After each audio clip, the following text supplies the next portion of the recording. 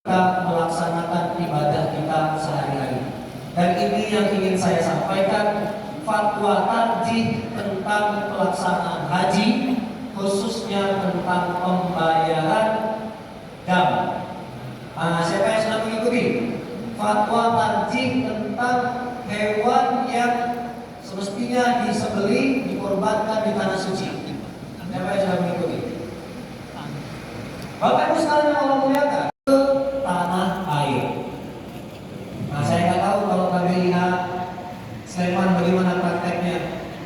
6 juta jamaah haji, mayoritas dari jamaah tersebut melakukan haji tamattu.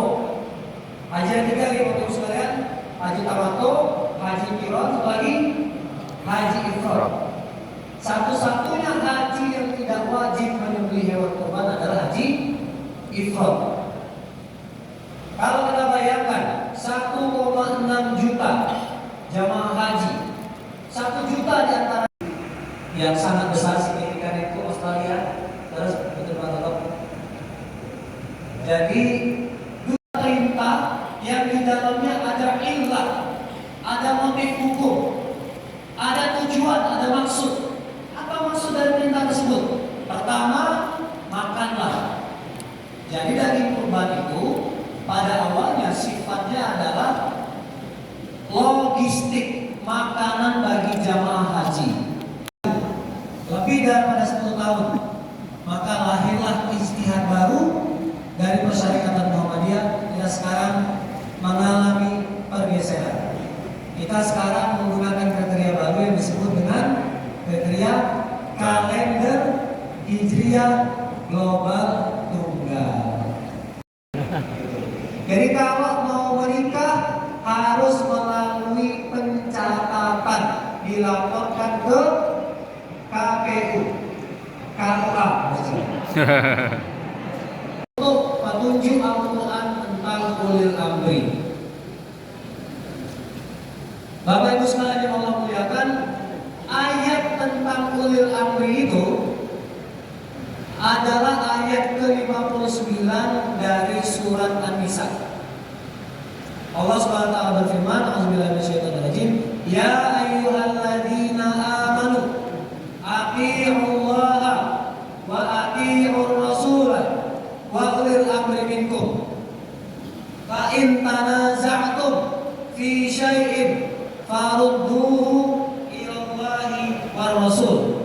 In kuntum tu'minuna billahi wal yawmil akhir, dzalika khairu wa ahsanu ta'wila." Ketika ayat itu turun dan ada yang disebut dengan sababun nuzul yang bersifat khusus, yaitu peristiwa langsung yang membuat ayat itu turun. Sababun nuzul yang bersifat umum apa? Sababun nuzul yang bersifat umum adalah kondisi atau keadaan umat Islam, masyarakat yang hidup bersama Nabi, yang tinggal di Madinah. Jadi untuk memahami ayat ini, kita harus melihat dulu konteks masyarakat Madinah. Nah, masyarakat Madinah itu adalah masyarakat yang akan tumbuh, membangun peradaban, akan membentuk komunitas, membentuk negara, membentuk suatu peradaban yang di kemudian hari akan terus maju menjadi sebuah komunitas yang besar. Oleh karena itu Allah Subhanahu wa taala menurunkan surat An-Nisa. Nah, sehingga ayat ke-59 ini jangan dipisahkan dari surat An-Nisa itu sendiri. Surat An-Nisa tema utamanya adalah tentang pembangunan masyarakat dari unit terkecil sampai unit terbesar. Kalau kita baca Bapak Ibu sekalian, dari awal surat An-Nisa sampai akhir surat An-Nisa, temanya tentang membangun masyarakat dari unit terkecil, keluarga. Ayat dalam surat An-Nisa bicara tentang anak yatim, bicara tentang pembagian warisan, bicara tentang hubungan suami istri. Masyarakat butuh hukum, butuh surah An-Nisa juga bicara tentang pidana. Masyarakat kadang-kadang menghadapi musuh datang dari luar, maka surah An-Nisa juga berbicara tentang jihad. Sebagai masyarakat, harus masyarakat yang agamis, yang islami, maka surat An-Nisa juga bicara tentang sholat dan bicara tentang akidah. Masyarakat sejahtera, maka taatilah Allah, taatilah Rasul, dan ulil amri di antara kamu sekalian.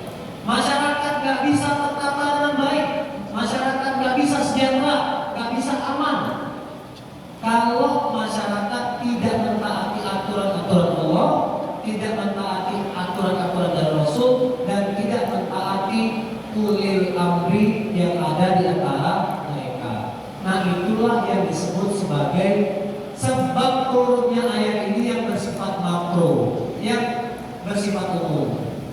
Tapi Bapak Ibu sekalian, ada yang sangat menarik dari ayat ini, yang tampaknya kita malah nggak begitu tahu tentang sabab nuzul yang bersifat mikro. Kenapa ayat ini secara khusus turun? Coba siapa yang pernah mendengar sahabat namanya Abdullah bin Huzaifah As-Sahmi? Yang pernah dengar angkat tangan? Mesti angkat tangan semua. Kapan dengarnya? Barusan. Abdullah bin Huzaifah As-Sahmi. Ayat ini, Bapak Ibu sekalian, ayat ke-51 ini turun karena Abdullah bin Huzaifah As-Sahmi. Siapa Abdullah ini? Abdullah ini sahabat aslinya Mekah. Jadi dia kaum muhajir juga. Dan inilah turun ayat Al-Quran, ya ayyuhalladzina amanu atii'u Allah wa atii'ur rasul wa ulil amri minkum. Oh. Ingat, sebelum ayat dulu amanati ila ahliha wa idza hakamtum bainan nasi an tahkumu bil adl. Sesungguhnya Allah menyuruh kamu untuk menunaikan kepemimpinan kamu dengan sebaik-baiknya, dengan penuh amanah. Dan kalau kamu menyelesaikan perkara di antara kamu sekalian, maka selesaikanlah dengan adil. Fi ma'ruf, taat itu hanya dalam hal-hal yang baik. Maka tugas kita mentaati pemimpin, dan tugas pemimpin memimpin kita dengan amanah dan adil. Nah, siapa ulil amri ini? Ini yang penting. Siapa ulil amri ini? Kalau kata At-Tabari, Ibnu Jarir At-Tabari menulis tafsir Al-Bayan, atau seperti tafsir At-Tabari sendiri, makna ulil amri itu satu, umarok, para pemimpin. Pemimpin itu ingat, ada pemimpin eksekutif, ada pemimpin legislatif, dan ada ahli tafsir yang memaknai ulil amri sebagai ulama dibandingkan sebagai umarok. Tetapi menurut saya tidak perlu kita pertentangkan antara umarok dan ulama. Dua-duanya adalah perwujudan dari ulil amri. Sehingga yang dimaksud dengan ulil amri atau pemegang perkara, pengatur perkara, itu adalah pemimpin dalam bidang politik, para